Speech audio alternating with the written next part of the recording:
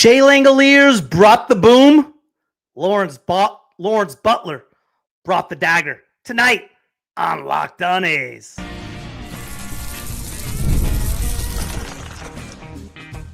You are Locked On A's, your daily podcast on the Athletics, part of the Locked On Podcast Network. Your team every day.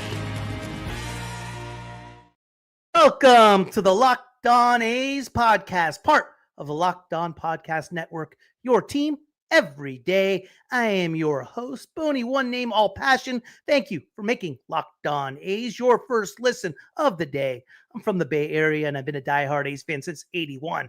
This isn't just another A's podcast. This is the most informative and insightful show on the A's, period.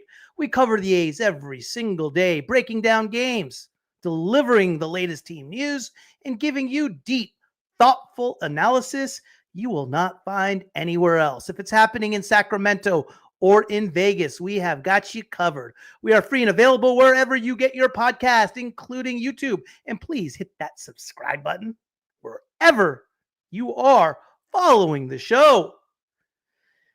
In one of their most exciting wins of the 2025 season, the A's walked into Steinbrenner Field and stunned the Rays with a 6-4 victory that had everything: early fireworks, mid-game collapse, and a clutch ninth-inning gut punch from the Law Dog. Shea Langeliers got the party started with a 3-run bomb in the first, giving the A's a 3-0 lead before some fans even found their seats. Brent Rooker stayed hot with an RBI single in the third to stretch it to 4-0. But like any game in Tampa, nothing comes easy, especially not in a spring training ballpark, doubling as a major league battlefield. The Rays clawed back in the fourth, scoring 4 runs off Jacob Lopez, who was cruising up until that point, and they tied the score up. Junior Caminero crushed a 2-run bomb, and Tampa capitalized on chaos with bloops, bunts, broken bats, and the score was tied at 4. From there, both bullpens locked it down. The A's pen, led by JT Ginn, and an unbelievable play by Colby Thomas to throw out Brandon Lowe in the home half of the 8th. And that gave the A's offense a chance to breathe, and the breath came in the form of Lawrence Butler's thunderous triple in the 9th, plating 2 and silencing the few thousand on hand in Tampa. The Reeker, Mason Miller, came in for the 9th, and that was it. Closed it up with a double play, 6-4-3. Huge win for the A's. Nice to get one of these. Always feels good to get a win. What do you guys got? Jesus, what a relief win. That's what I was thinking too, Jesus. We had first and third there. First of all, we had a 4-0 lead. And with Jacob Lopez practically cruising, all of a sudden, this happened, that happened, home run. All of a sudden, it's 4-4. I'm like, what the heck?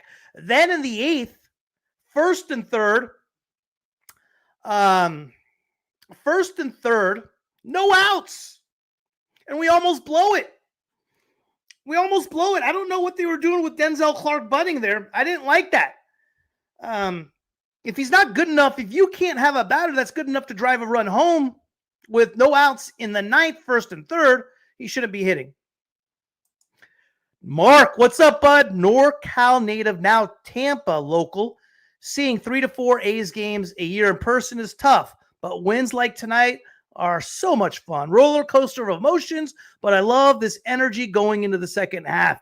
You could say that again, man. You can say that again. It was a roller coaster of emotions with regards to tonight's game. Even in the bottom of the 8th, I mean, how many times has that happened? You know, I didn't necessarily like the move going to Newcomb in that situation, even though it was lefty-lefty. I know they're playing the percentages. Base hit. I mean, Colby Thomas just kind of shoestrings it, throws it home, guns them out. It's a perfect throw. Unreal.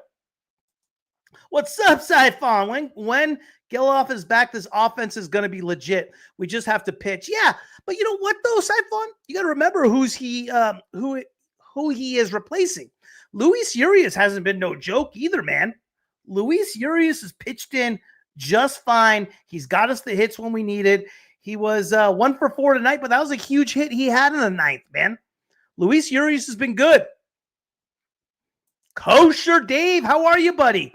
Hope everything's well, man. Good win today. 6-4, yeah. With the 4-0 lead, Langeliers.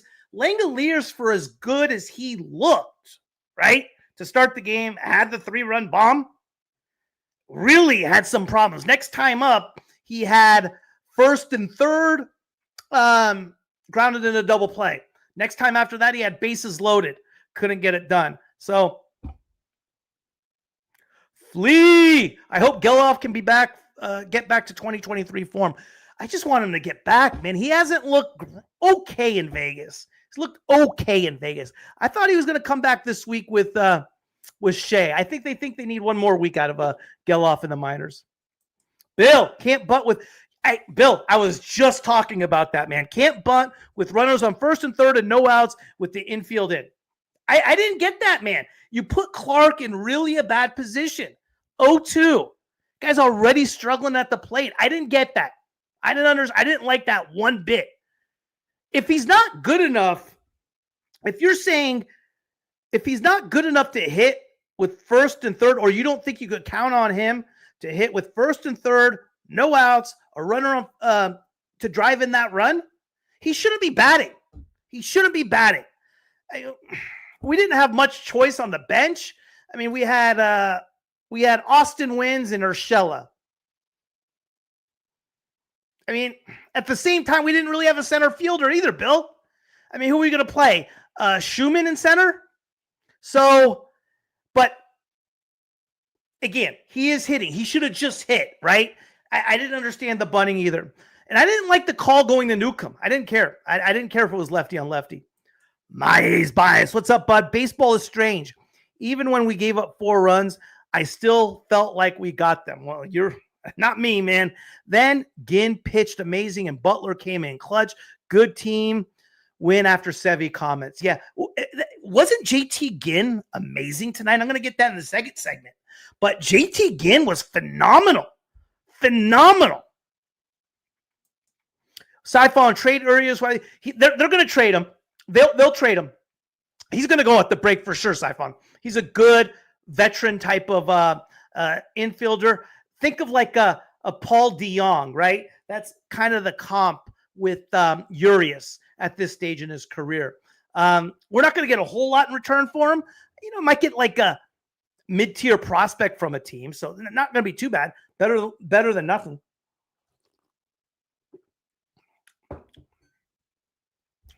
Flea, Ginn's 2-seam sinker is nasty. Hey, relax on the Trinan S. No, it's not Trinan. I mean, all right, instead of 9,700. The movement, no, you're right. Flea Market, his movement is top-notch, without a doubt. I just get a little worried when people start going, you know, comparing him old Trinan. I mean, that's a little much. I'm going to take a quick break, guys. When I come back, man, let's talk a little bit about JT Ginn. What do you think, huh? Little JT Ginn was unreal. See you in a minute. If the Rays and A's can turn a minor league field into a battleground, then you can turn any game, yes, even one played at Steinbrenner Field or Sutter Health Park, into a high-stakes showdown with FanDuel, America's #1 sportsbook. Let's be real. Some of these summer matchups feel like minor league exhibitions, but with FanDuel, you're not just watching, you are in the game. While your friends are complaining about bad seats and overpriced nachos, you are riding a same-game parlay into the 9th inning like it's Game 7. I've been using FanDuel all season long, from betting on which team will score first in the small park slugfest to tracking daily promos that make even a Monday Rays A's tilt feel like October baseball. The app's smooth, the payouts are fast, and it turns even the lowest budget teams into the highest drama action. So whether you are watching two teams with $30 million payrolls or just looking to spice up a summer night, FanDuel delivers the juice. Step up to the plate, download the app, and swing for the fences. New to FanDuel? New customers can bet just $5 and get $150 in bonus bets if your first bet wins. Open the FanDuel app today or visit FanDuel.com to get started. Guys, JT Ginn, 3 2/3 innings. No hits, no runs, no walks, 5 strikeouts. He was trying an S, maybe a little bit. Trade Urias while he has values. I mean, I think for sure he's going at the break side. I mean, I don't know how a veteran team wouldn't want Urias. And like I said, I think we'll get we'll get somebody decent in return. You know, we're not going to get a world beater, but we're going to get somebody serviceable. Maybe we'll get somebody's like 15th, 20th, 25th ranked prospect, something like that. Bullpen arm, maybe. Who knows? Oh, yep. Law Dog looked like he was swinging for the fences every at bat until that 0-2 count in the top of the ninth. Hopefully that becomes more consistent and helps him out. Yeah, I'm worried about Law Dog's strikeouts, man. He's sure is striking out a ton. 99 strikeouts after the night. 99 strikeouts in 323 at bats. That's like just under 30%. He's one of the with only 11 bombs. That's not good. It's just not good. Urshela has been a letdown for me and Badeau. I thought they were going to make a bigger impact. It was hard to watch. I thought Badeau was going to be good. I thought Badeau was going to be really, really, really good this year. And he had a couple okay outings at the beginning. His numbers looked okay, but they were the numbers looked okay, but if you watch the games and saw it, he was getting hit hard. It was at people. He was pitching into some luck. But yeah, me too, man. Me too, Kosher.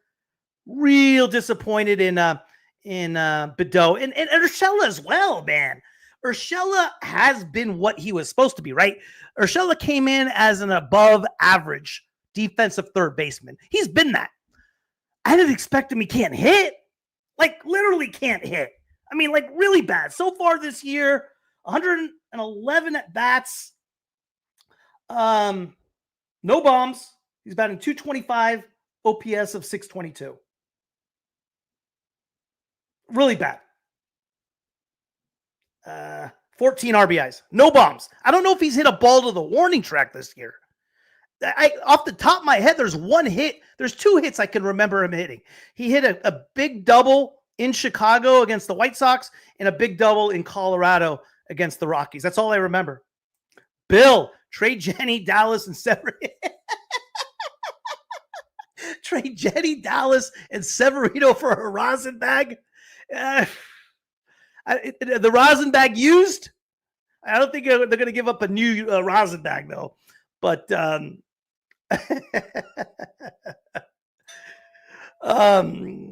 get a good arm in the bullpen for Urias. Trade Sevy for whatever. Have Ginn, Perkins take his spot. Yeah, for sure. I love Perkins, man. I want to see Perkins get a shot in that starting rotation for sure, man. Big Perkins guy. I think he's ready. I think he's going to be one of our top starters next year. Love Jack Perkins. Want to see him get a shot. Been on him for a while. Clark can hit better than Gio. He hasn't been bad, man. He's getting better. He's getting better. His strikeouts is what worries me, though, man. Denzel Clark right now, after tonight's game, 43 strikeouts. And that's what's got me a little bit worried about Denzel. 44 Ks. 44 Ks for Denzel after tonight's game. Versus 3 walks. It's basically July. When should the A's make move? Now or play the 3 weeks and see where they are? I mean, they got to make a move now. I can't imagine they're not shopping guys now, my A's. I can't imagine they're not shopping guys right now. I thought, I don't know what I can't imagine they're not making moves right now. They're full out. They're full out sellers. The only ones that believe they still got a shot at getting this done or going anywhere is probably me and a couple people on this chat. That's it. And we're just delusional. We're just delusional people. So 10.5 out of the wild card, and we won today. So yeah, I still look at the wild card standings. How do I feel about them bunting in the ninth? I hated it. First and third, no outs against with the guy already struggling at the plate, and you put him in an 0-2 to start. Hate it. What were they trying to do with that? Was it like a safety squeeze or something? I just didn't get the play. I didn't get it. I didn't understand. What up, Flea? I thought Badeau and Lopez would sneak their way into the rotation and keep it.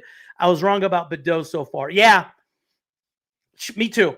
I thought Badeau was lights out second half last year.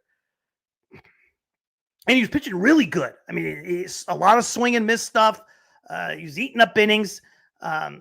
He was for several starts last year. He was dominant, man.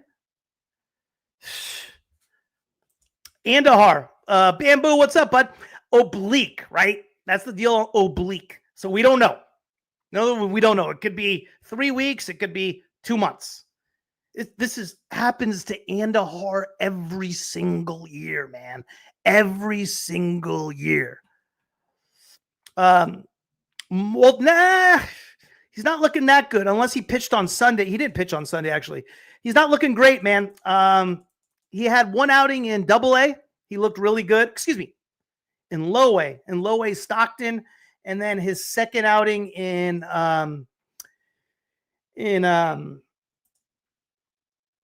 Triple-A.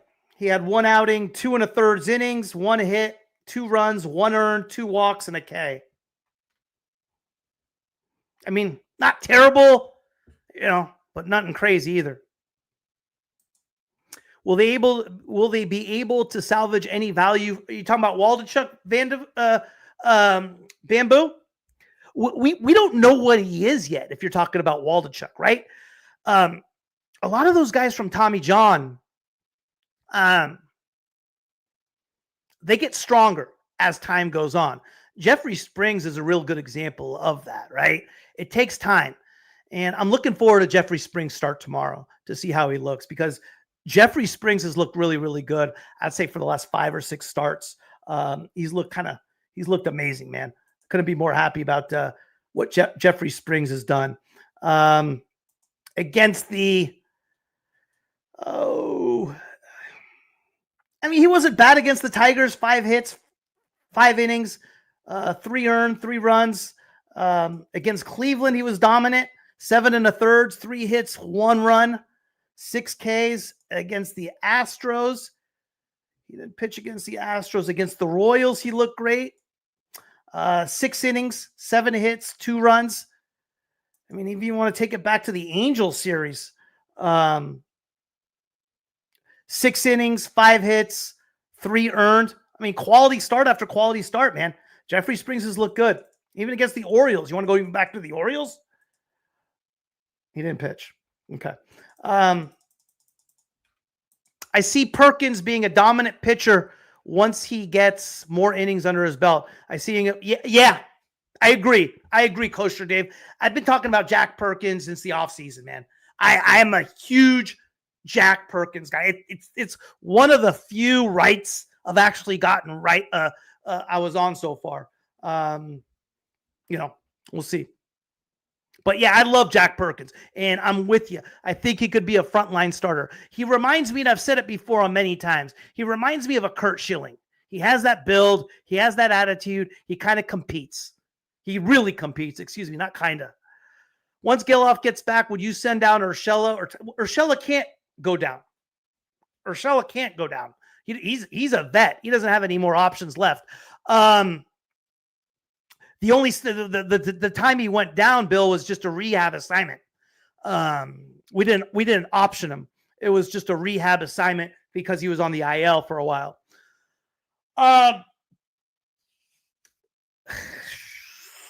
I think it's going to be Muncy, Bill. I think it's going to be Muncy. Unfortunately, I don't want to see it. But we need another outfielder. I mean, who do we have right now as far as outfielders right now? We have Butler. Rooker can play out there. You got Soderstrom, Denzel. That's it. Schumann, I guess. But that's basically all we have. Waldichuk is on the Ports. No, he had one outing with the Ports, Dave, in one of his rehab assignments. He's had one outing with the Ports. He pitched well with the Ports. I'll tell you exactly what he did with the Ports. And then he had one outing with the trip with the Aviators in Vegas. With the Ports, he did good. 1 inning, 3 innings. Excuse me. Started one game. He went 3 innings, 1 hit, 4 Ks, no runs, no earned. So he looked great. But that's it. That's in a low A ball, right? Can't really use that as a measuring stick. Sorry, that was about Andahar, but thanks. Okay, gotcha. When you're talking about, I don't think we're going to get any value. Bamboo, I don't know if you remember, when he was hitting about 310, I was begging the A's to trade him. Please, God, trade him. Because I knew something like that. That one was his max value. Plus, he's a free agent next year. Like, I don't understand. I was pissed we didn't move him at that point, man. I was like, please trade him. And here we go. Every year, it doesn't change. So now he went from like a 310 hitter to, somebody who has a big question mark, and we don't know what he's going to do. So I don't know. I don't know what value he has to him. I still think he has some value, but the question is he going to be healthy? I'm going to take a quick break, guys. I'll come back. We'll get to the rest. Talk about a little about tomorrow, too. Ever feel like your finances are being run like the A's? No direction, zero transparency, and somehow you are always in last place? That was me, too, until I found Monarch Money. This app doesn't just help you budget. It gives you the front office control you wish your favorite team had. Whether you are trying to stash cash for a big move, crush debt, or just stop bleeding money on random stuff like 10 different streaming services you forgot you subscribe to, Monarch puts you in the driver's seat like a legit GM. Think of it like your own personal front office, tracking every dollar like it's a top prospect. You can link all your accounts, see your investments, monitor spending, and actually feel like you have a plan. For me, it was eating out. I didn't realize I was basically funding a small restaurant empire, one Uber Eats order at a time. Monarch laid it all out. No sugarcoating, just real data. Kind of what the A's should be doing with their player development. Look, if your money's been operating like a minor league team, playing major league opponents, Monarch Money is your call up to the big leagues. Get your financial roster in shape. Stop overspending on bench players, aka impulse buys, and finally, take control. You don't need a $1 billion payroll to build a winner. You just need the right game plan for you. Monarch's got you. Visit monarch.com to join today.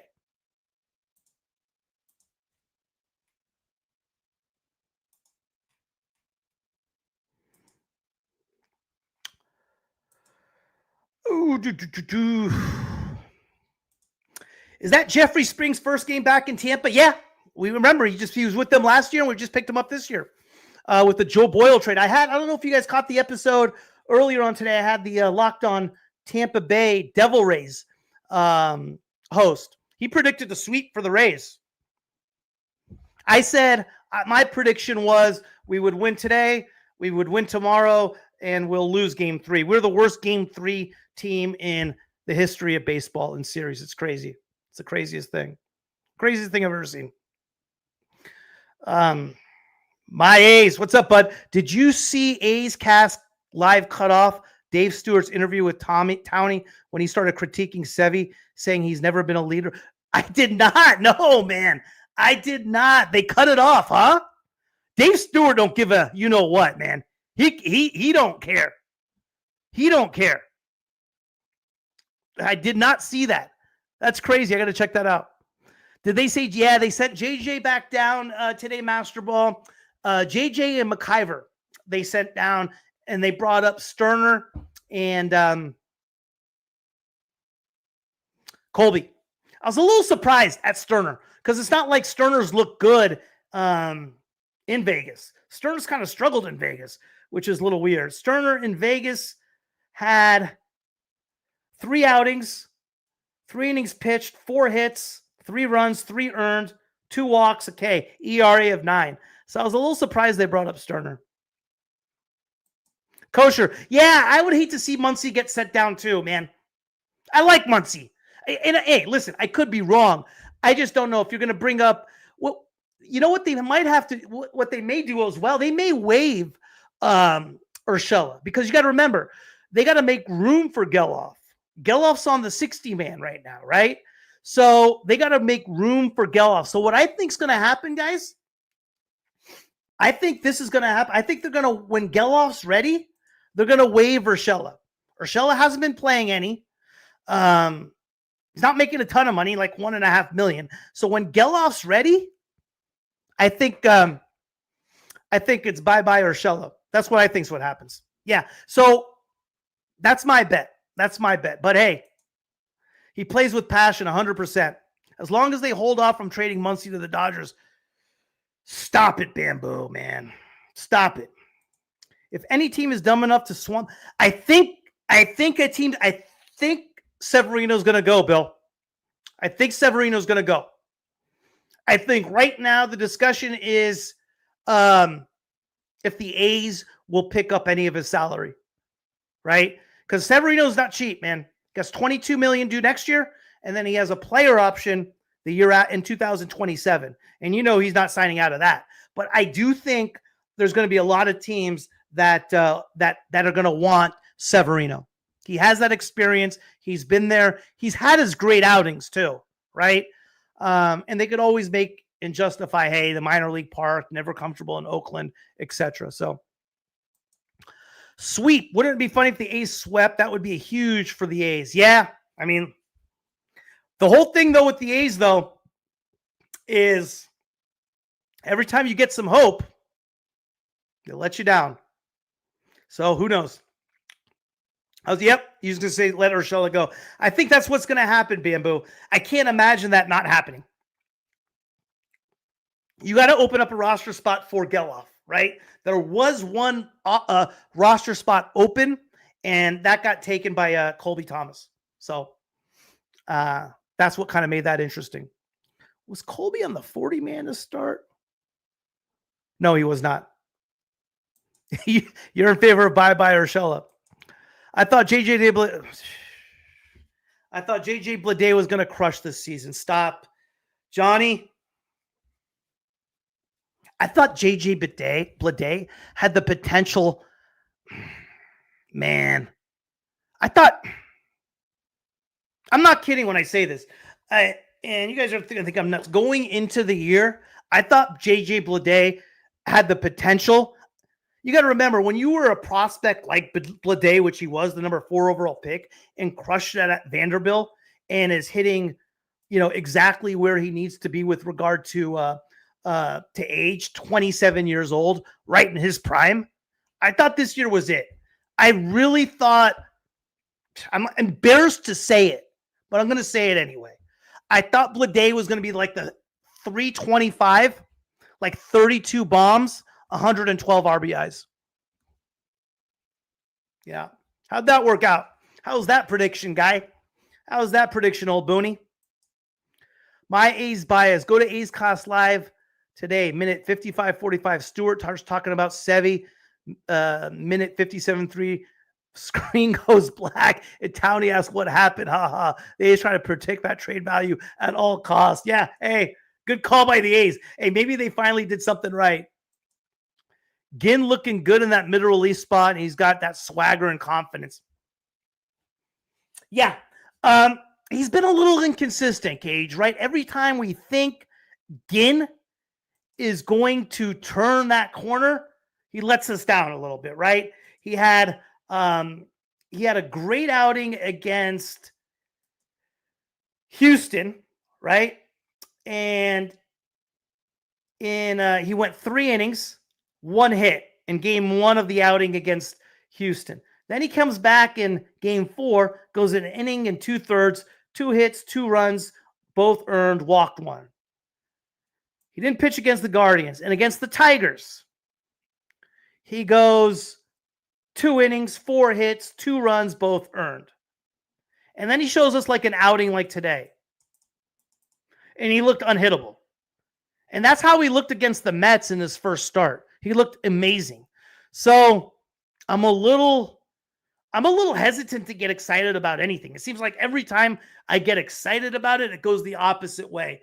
But for sure, that's the Ginn we thought, man. And he when he has that type of movement, we can see the potential. We can see what he can be. And if he can put that together consistently, he can be scary, man. He's 25 years old. He's getting there, right? Second round pick in 2020, Mississippi State. I liked him. I liked what we saw. I was excited about it. I'm more excited about tomorrow's game, man. Jeffrey Springs against Shane Boz. It's going to be a good one. And I just want to get on like just a little bit of a roll. It's just painful, man. Just get us a few wins. Start playing a little bit of a swagger. And that's what, like, you know, it was great for Lawrence Butler. It was a big hit. We needed that. Probably his biggest hit of the year, if you really think about it. He hasn't had many moments this year. And he showed us that energy and what it was about. But, you know, and that's what I love about Lawrence Butler and what he brings and that passion. But there's a flip side to that as well. When adversity hits, I hate it. And you can't win being that high and this low. You just can't.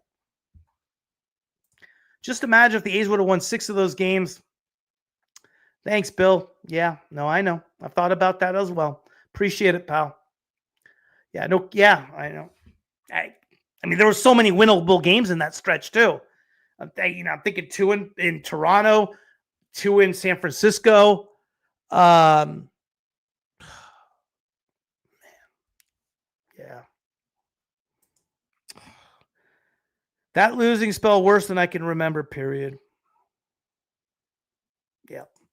It sucks, guys. You know, it sucks. It sucks because, you know, the off season's so damn long, right? And all you do is you get excited. You watch, you know, for me, every single spring training game, predictions, this, that. And then, like, you start off the season 20-16 and you're pumped and you're jacked. And then you go to Dodger Stadium and that's supposed to be the big test, right? You still have, jeez, man, I'm still having a hard time talking about it. You know, we go to Texas. We beat Texas 3 out of 4. That was like the kind of the big series, like, oh, here we come, right? Then we go to Florida and we take 2 of 3 against the Marlins, which should have been a sweep. But that's all right. And then we go to Dodger Stadium in game 1. We blow the Dodgers out of the freaking stadium.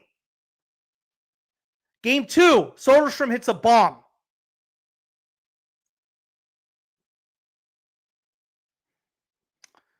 And they come back. Dodgers come back and win it. Bullpen starts imploding. I'm like, all right, whatever. And the Dodgers win game 3. I'm like, whatever. That's fine. Dodgers can't expect to win 2 of 3 in Dodgers. Then we go to San Francisco. We come home and we win probably the most exciting game of the year. Remember, guys, game 1 against the Mariners at Sutter Health. Jacob Wilson with the walk-off. That was probably the best. That was the highest point of the year. The highest point of the year. And then we lose the next 2 heartbreakers, man. Yankees come to town. We lose one of the Yankees. Fine. No big deal. Excuse me, that was before the Dodgers series. We go to San Francisco then.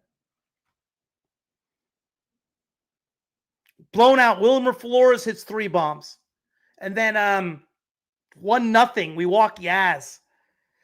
Excuse me, walk Yaz, lose 1-0. Anyway, I had to freaking relive it. And then the Angels. The key series was the Angels, right? They were supposed to be the get right series. And they blow us out in 4 games. Siphon, if I've learned anything in life, there's equal ups and downs. We can go into 21. Siphon, you know what? I constantly think on that. In the issue, I want to believe that. I don't think we have the leadership to do so, man. I think when you have our management and what it is kind of going through the status quo and making excuses and defending the players as far as excuses and how tough the minor league park is, you can't win, man. It's tough enough to beat Major League Baseball players when everything's even. If you start making mistakes, etc., it makes it even harder. And you also, when Kotsay's saying in press conference, we got to celebrate wins and this and that. Teams that win 10, 15 games in a row aren't saying that. They're not celebrating wins. It's business as usual. They're taking care of business. And that's what bothers me about the leadership. So I don't think we have the leadership in order to pull that off. And I don't think we have the attitude. And I don't think we have the grit. And I don't think we have the toughness. And I don't think we have the heart. I think best case scenario, we're a 500 team. I think personnel-wise, I think with the team we have, yeah, I think we can.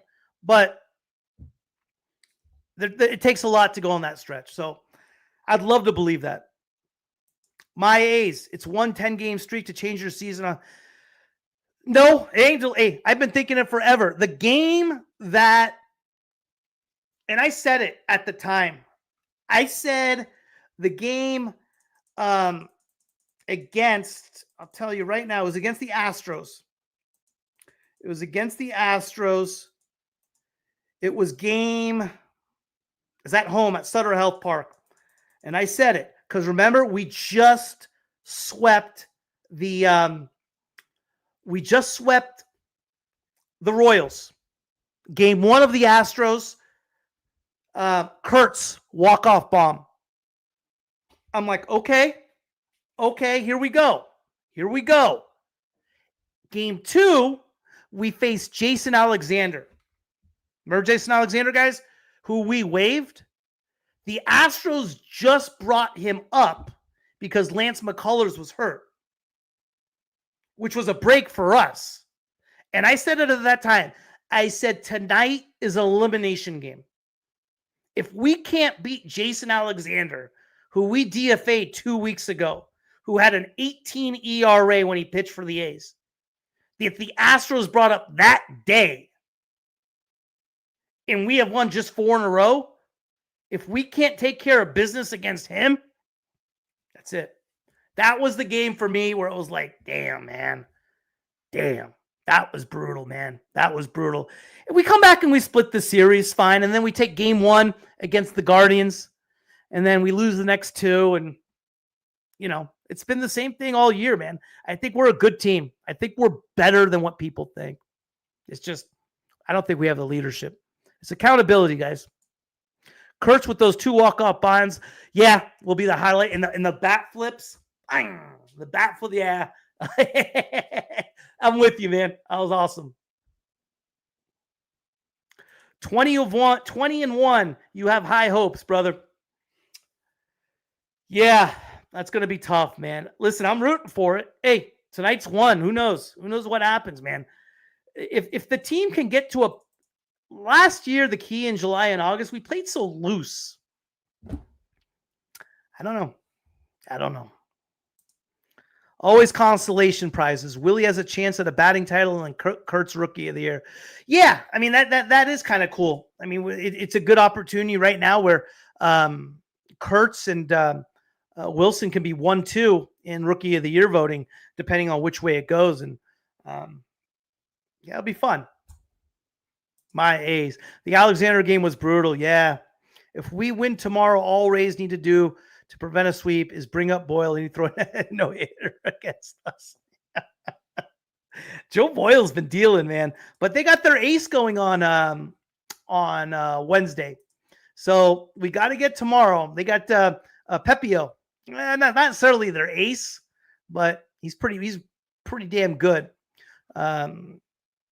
Tomorrow we face, who we got tomorrow? Shane Boz. That's right. Shane Boz is good, man. 4.37. He's 8-3. He's got the stuff.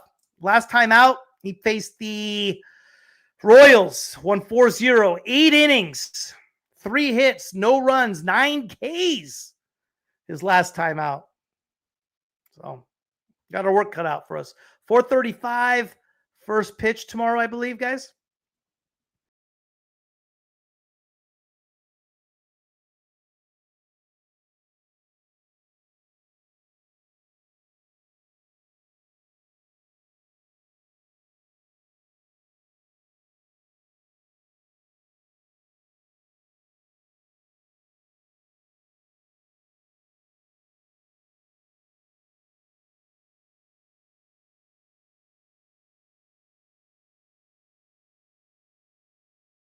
Sorry about that, guys. Whoops. Shane Baz is a killer. Yeah, 100%. He's good. Hey, appreciate you guys. Hey, let's get 2 in a row tomorrow. What do you think, huh? Let's get 2 in a row tomorrow. That'd be something unexpected. Take care, fellas. As always, appreciate you guys tuning in. And hopefully I'll see you tomorrow postgame. Later.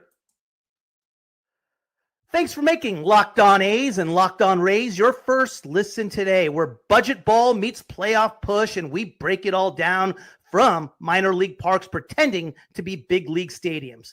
For your second listen, check out the brand new Locked On MLB Game Night. It's like flipping from a Steinbrenner Field showdown to a full-blown national broadcast. Every game, every night, all season long. Get smart. Local insight with coast-to-coast coverage that actually feels plugged in. You can find Locked On MLB Game Night on YouTube or wherever you get your podcasts. Because whether your team is gunning for October or just trying to stay on the charter flight, Game Night has got you covered.